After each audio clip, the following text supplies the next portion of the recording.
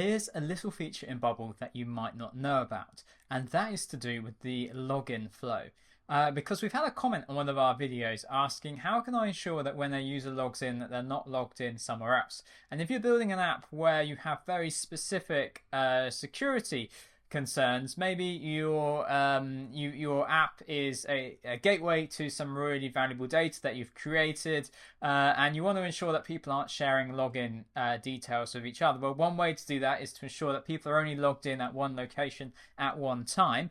So I'm going to show you how to do that with this this login form. I'm going to show you how to do that. And if you're learning Bubble and you want to find out more about building Bubble apps, you can click the link down in the description to head over to our website and discover hundreds of Bubble tutorial videos just like this one.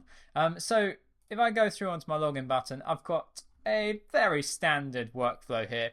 I'm saying log the user in, and I've matched up the email field and the password field, and then when they're logged in, I'm sending them to a different page in my app. Well, did you know that you can go into account and you can go log out other users sessions?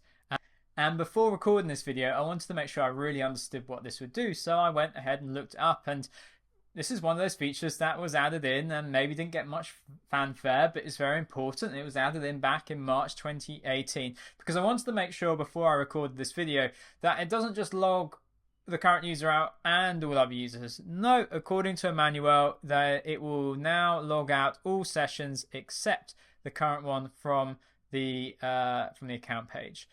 So there you go.